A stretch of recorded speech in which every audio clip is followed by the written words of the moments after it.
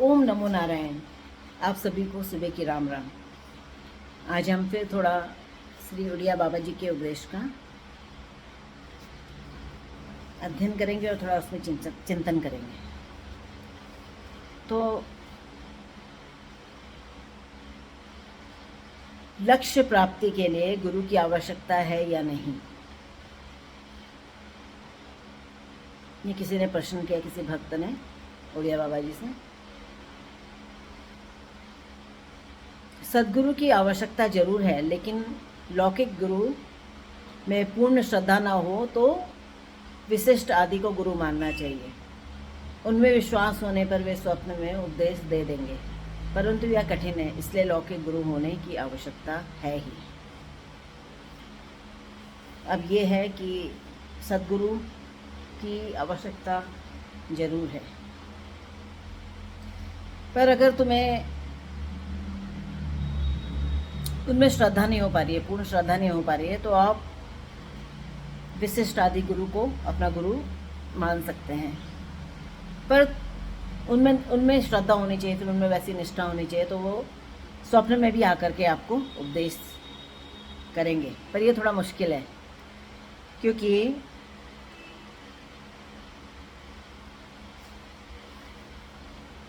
श्रद्धा होनी आवश्यकता है। सद्गुरु किसे मानना चाहिए, सद्गुरु किसे माने, इसका उत्तर नहीं दिया जा सकता, क्योंकि इसका चुनाव अपनी अपनी रुचि के अनुसार होता है। और यदि कोई कह भी दे तो उस पर विश्वास कौन करेगा। अब यही है, सद्गुरु किसे मानना चाहिए। सबका अपना अलग अलग है, सबके अलग बहुत सारे गुरु हैं, सबके अलग अलग गुरु हैं। अब सबका अपना अपना मानना है। अब जो चीज़ अगर हम आपको बोले कि इन्हें अपना गुरु माने, तो आप इस तरीके से तो नहीं मान लेंगे ना, क्योंकि वो हमारा एक्सपीरियंस होगा, आपका तो नहीं है ना। तो सबका अपना अलग अलग है। आप देखो, आप हर तरह के आपको मतलब भक्त मिलेंगे जिनके अलग अलग गुरु हैं, जो अलग अलग संप्रदाय को बिलोंग करते हैं, और उनका अलग अलग मत है और उनके अलग अलग विचार हैं। और ठीक है, जिसको हमें सिर्फ भक्ति पानी और हमें हमारा लक्ष्य सिर्फ आनंद में है, उस परम तत्व को पाना है, तो कहीं से भी मिले। वृक्ष एक ही है, उसकी लताएं अलग अलग हैं, किसी के थ्रू भी आप चढ़ सकते हो। तो इसमें भेद नहीं होना चाहिए। इसमें किसी के गुरु को हमें गलत भी नहीं बोलना चाहिए कि नहीं उधर क्यों जा रहे हैं, क्यों जा रहे हैं। सबका अपना अपना है, वो जो जिधर जाना चाहता है वो जा सकता है।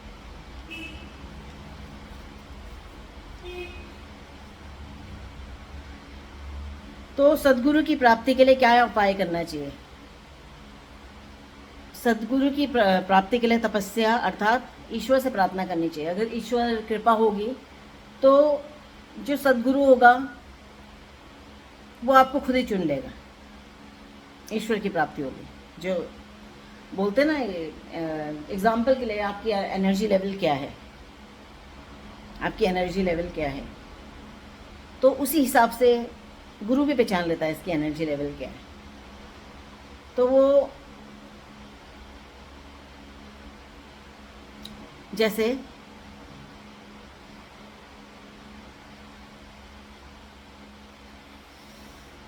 गुरु को देखो, दो तरीके से होता है। एक तो होता है जो भक्त होता है, जो चुनता है गुरु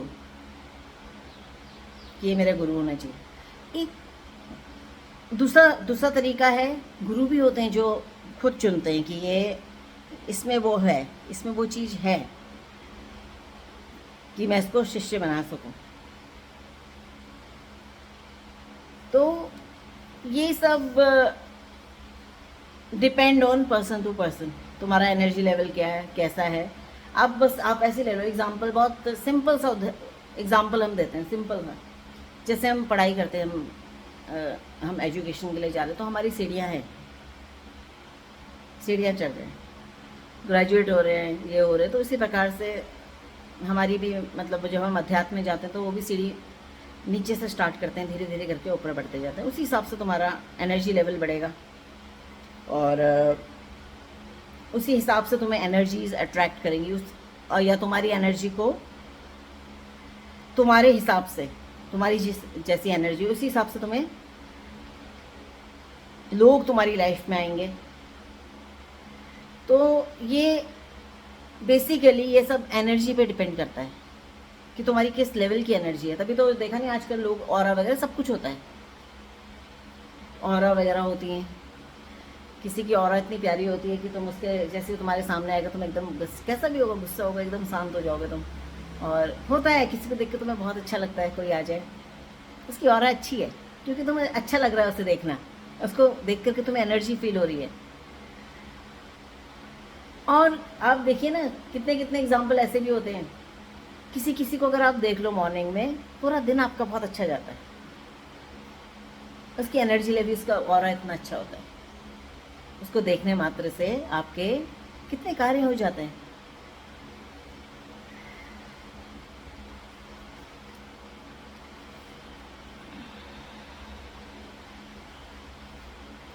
अब सदगुरु के लक्षण बताए गए हैं थोड़े। जिनका नाम सुनते ही, जिनके दर्शन से, देखो अभी हम वही बात कर रहे थे, जिनका नाम सुनते ही, जिनके दर्शन से, जिनके वचन सुनते ही भगवत स्मृति हो जाए और विलक्षण आनंद हो, उसको गुरु समझना चाहिए। दूसरा लक्षण है जो कामनी कंचन का त्यागी हो और देवी संपत्ति से युक्त हो, दैव्य सॉरी। इसमें पहला लक्षण मुख्य है, पहला लक्षण क्या बताया गया? जिसका नाम सुनते ही, जिसका दर्शन से, जिसके वचन सुनने से भगवत स्मृति हो जाए, ये है पहला ये किसका है? ये सदगुरु के लक्षण, कि उनका नाम सुनते ही आपको, मतलब उनका नाम जैसे सामने आया तुम्हें सदगुरु कोई है, कुछ भी ले लो, XYZ किसी को भी ले सकते हो, जो भी हैं, और अगर उनका नाम सुनते ही आपके अंदर बिल्कुल भगवत में हो जा रहा मन, मतलब कुछ अच्छा हो रहा है, अच्छा सुन करके आनंद हो रहा है, मन भजन में मन लग रहा है, तो पहला मतलब ये मुख्य लक्षण है। जिनको देख करके आनंद की प्राप्ति हो रही है, जिनके वचन सुन के आपको बहुत अच्छा भगवत स्मृति हो रही है, उनको ही गुरु समझना चाहिए। और जो कंचन कामनी से दूर हो, त्यागी हो, है ना। अब ऐसा नहीं होना चाहिए ना कि जो उनको कैसे गुरु मान लोगे तुम।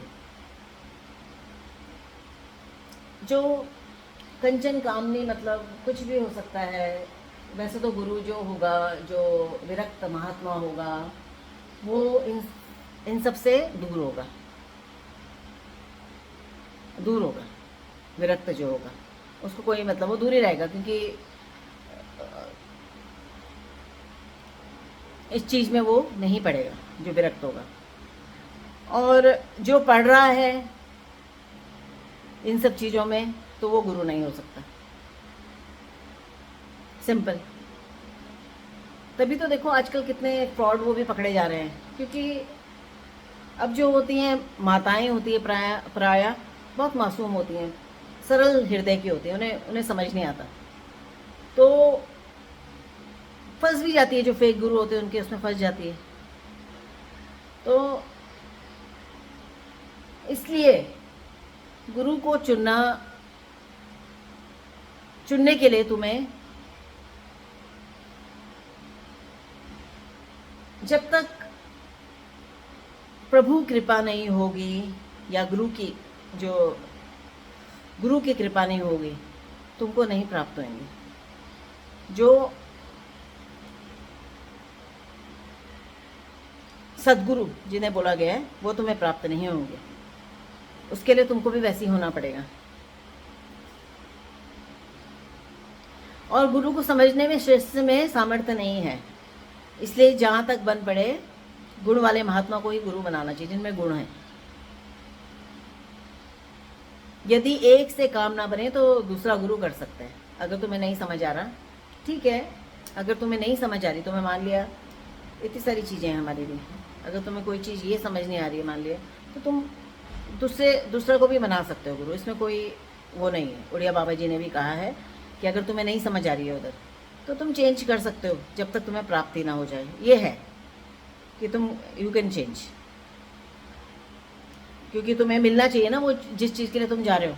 अगर तुम्हें वही नहीं मिले, मान लिया तुम भगवत प्राप्ति के लिए जा रहे हो, तुम्हें वही चीज़ ना मिले, ठीक है, और तुम्हें एक पीस होना चाहिए जब तुम मिले हो गुरु। ऐसा होना चाहिए जब तुम गुरु स्थान में जाओ या गुरु से मिलो, तुम्हें बहुत शांति, बहुत अच्छा फील होना चाहिए। बिल्कुल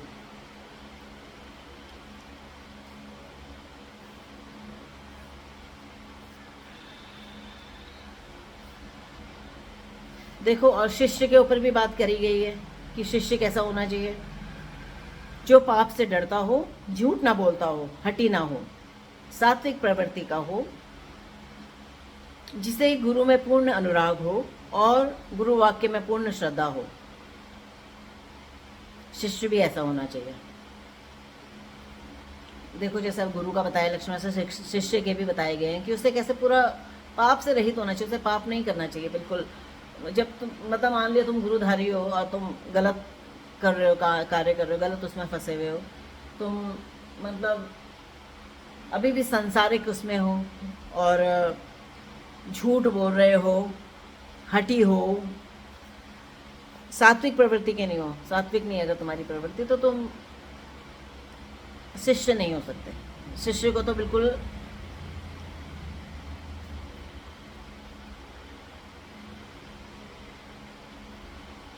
गुरु वाक्य में भी शिष्य को पूर्ण श्रद्धा होनी चाहिए और उसे हटी भी नहीं होना चाहिए।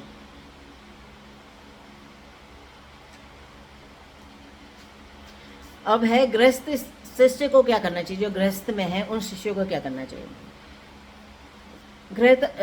गृहस्थ आश्रम में रहते हुए पहले तो क्रोध का त्याग करना चाहिए। गृहस्थ हो या विरक्त, जहाँ क्रोध आया,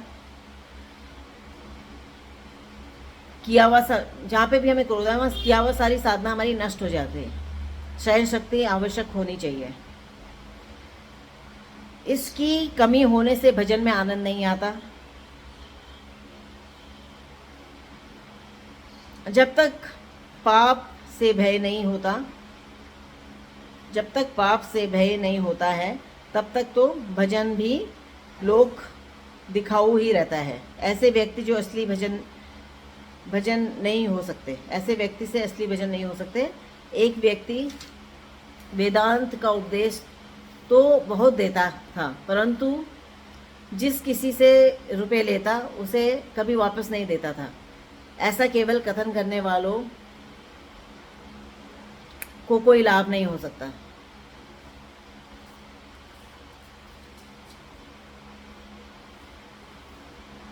अब गुरु तीन प्रकार के बनाने आवश्यक हैं। पहला विद्या गुरु, दूसरा दीक्षा गुरु और तीसरा शिक्षा गुरु अर्थात सदगुरु।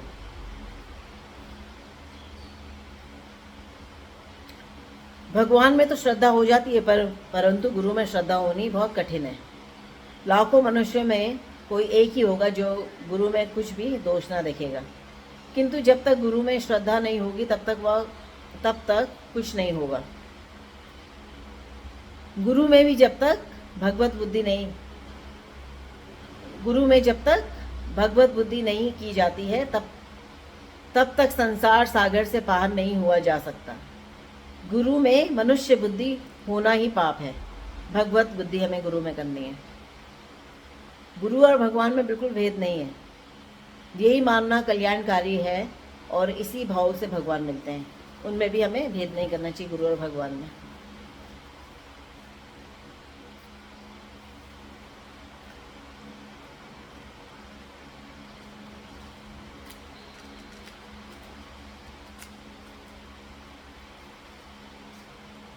अब देखो एग्जाम्पल के लिए छत्रपति महाराज शिवाजी और समर्थ गुरु रामदास जी की घटना एक बता रहे हैं। शिवाजी महाराज ने रामदास जी को सब कुछ दे दिया, परंतु रामदास जी ने कुछ भी नहीं दिया।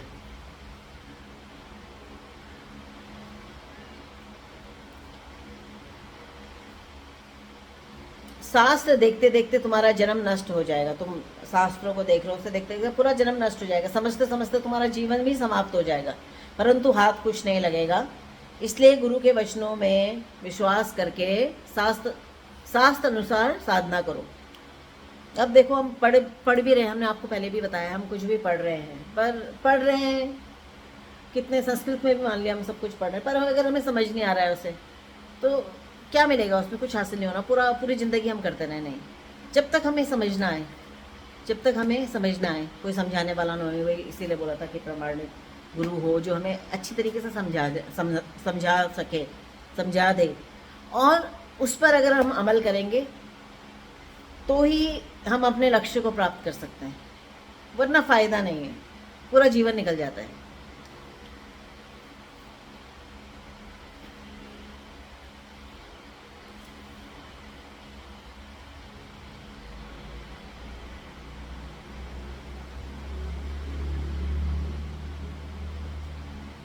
रामचंद्र के निकट लक्ष्मण की तरह गुरु के समीप निर्भीमामी होना चाहिए।